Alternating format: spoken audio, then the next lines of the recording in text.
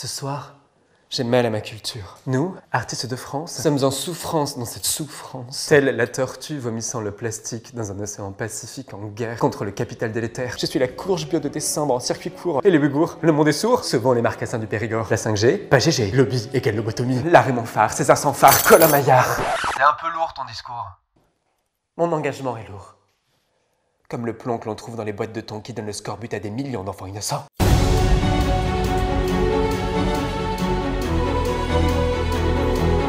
Coupé! Les cérémonies des remises de prix. César, Oscar, Molière.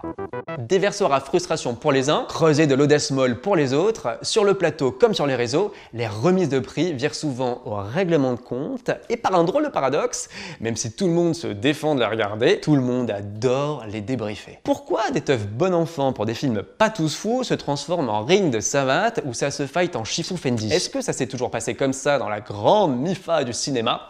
Et faut-il vraiment que la politique, comme il y a peu l'humour, devienne le prérequis du moindre discours? Oula, ça en fait des questions. Oui, je sais, je suis belle. Petit point historique, étymologique et chiffrique. La toute première cérémonie des Oscars date de 1929. À l'origine, il s'agissait d'un banquet en tout petit comité, à 5 $ la place, rien n'était filmé, on y venait en sachant déjà qui avait gagné, et la cérémonie en tant que telle durait 15 minutes chrono, je vous jure. Après quoi, le petit gratin pouvait continuer de se pinter en toute légèreté. Ça donne envie. Sur le même modèle, agrémenté d'une logique festivalière pour certains, il y eut ensuite la Mostra de Venise, Cannes, les Tony Awards, Berlin, les Césars et les Molières. Les quoi? Les Molières. Je connais pas. Mais si, Jean-Baptiste Poquelin, les femmes savantes. Oui, je sais qui est Molière. Il n'a juste pas inventé de cérémonie, le mec avait la classe. Il aurait pas permis. Côté durée, on a comparé, c'est long partout, notamment à cause du nombre de prix remis. À titre d'exemple, les Hot d'Or, qui n'ont tenu que 10 ans, ont relevé le tour de force de remettre 45 trophées par soirée.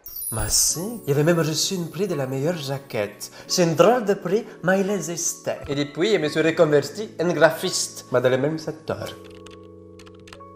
Les Oscars ont carrément dû limiter le format dans leur statut après avoir frôlé les 4 heures en 2018. Il n'y a que Cannes qui reste sobre avec 40 à 60 minutes pour ses cérémonies. Ah bah ça m'étonne pas, moi je suis super croisette. Et j'ai toujours dit elle est complètement surfaite. Côté audimat, en France, on dépasse le docu sur les fouines pour Chasse Pêche et Nature, mais c'est pas non plus Koh Lanta qui chaque année rafle la mise le même soir pour la plus grande joie de Denis Brognard. Bon, en même temps c'est vrai que c'est vachement moins chiant que le César. Mais je sais, attention, hein, j'alterne. Statistiquement, on est sur de la chute libre depuis le sacre de The Artist en 2012. Il y a eu un léger regain avec le scandale Polanski, la polémique fait vendre, et on a atteint le fond du fond en 2021. Ceci dit, la tendance est la même pour la grande messe des US. Audience record pour le Titanic en 98, et ça dégringole non-stop jusqu'en 2020. Mais pourtant c'est festif, ces statuettes, ces paillettes, une cérémonie. C'est une fête. Wouh! Une cérémonie, c'est l'ensemble des règles et des formes qui marquent la célébration d'un culte religieux. Par extension, c'est l'apparat qui accompagne les fêtes profanes. Le lien n'est pas inintéressant. En très gros, après la mort de Dieu, opérée par Friedrich Nietzsche, le saint patron des God-killers, le vide laissé n'a pas éradiqué notre besoin de sacré et de guide. On a bien essayé les dictateurs dans les années 40, mais ça n'a pas vraiment pris. Restait alors à adorer l'argent, sauf que c'était vulgaire. Et c'est ainsi que l'art, qui est un joli ruban sur l'argent sale, est venu rendre l'adoration cognitivement plus supportable. Des fêtes, des rassemblements, du fanatisme sans danger, une troisième voie a été trouvée. Ouais, c'est un peu simpliste ton truc. La récompense, elle, vient saluer un travail ou une carrière. Pour ce faire, on remet à la personne récompensée un objet plus ou moins moche, mais invariablement doré. Le degré d'arnaque dépend un peu du prestige. Bronze poli pour les Césars, plaquage en or sur 3 kg d'étain pour les Oscars, bijoux Chopard en or massif sur cristal pour la Palme d'Or. Salut mes croquinous. Alors, pour créer votre trophée en DIY, vous achetez un petit pot de peinture dorée, vous prenez un petit pinceau et vous prenez un objet qui sera dans le thème de votre remise de prix. Par exemple, moi, pour le premier confinement, j'ai créé le PQ d'or. Pour la gastronomie étudiante sous couvre-feu, la nouille de bronze. Et pour la vaccination en crise, la seringue de platine. Si on n'a pas de seringue, on prend une petite pince à glaçons, ça fera le boulot. Mais chut, c'est un secret. Tous ces petits objets sont à vendre sur mon site. Parce que c'est un petit peu compliqué en ce moment l'intermittence. Pardon. Et pourquoi avec tout ça, ça prend pas? Le truc casse-gueule, c'est que faire un événement public à partir d'un machin privé, par le seul biais de la retransmission télé, ça ne suffit pas à faire sauter le côté boum entre potes qui s'en fout plein le gosier. Tu voulais dire le nez?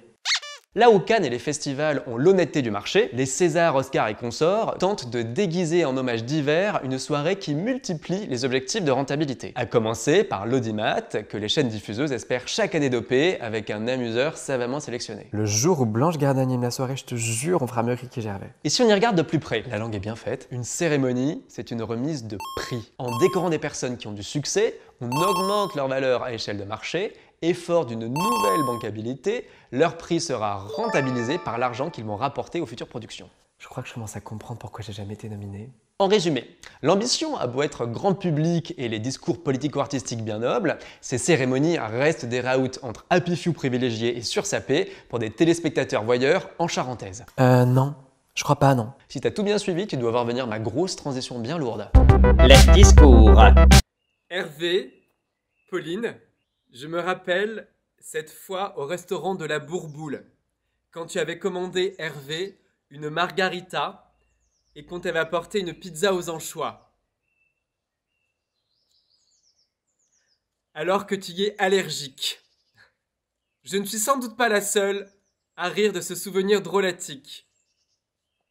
Pauline! Les discours dans les cérémonies, tout pareil que dans les mariages, c'est ce qu'il y a de plus chiant. Et pourtant, on peut pas faire sans, c'est donc qu'il y a un souci de méthodologie. Discours, développement oratoire sur un thème déterminé conduit de manière méthodique, adressé à un auditoire. Définition du CNRTL. Ah, il y a un contresens là. Un gros contresens. Pour les gagnants, on a tous répété notre discours de victoire des milliards de fois dans notre salle de bain. On sait qui remercier, dans quel ordre, qui citer pour montrer qu'on est cultivé, et quelle anecdote évoquer pour émouvoir l'auditoire. Et s'il y a de l'émotion, parce que sans doute ça va être émouvant quand ça arrive, on sait qu'il faudra passer outre, parce que c'est notre métier. Ça fait 9 mois qu'il a pas tourné, il est un petit peu à cran. Wow. Côté remettant, un discours, ça se travaille, sinon ça crée de la gêne ou de l'ennui. Après, c'est vrai, c'est frustrant de lire 5 noms sur une enveloppe, mais c'est très difficile, voire complètement inutile, d'en faire un événement plastique ou politique. Peut-être qu'une voix off ou qu'un maître de cérémonie bien payé pourrait en réalité s'en charger.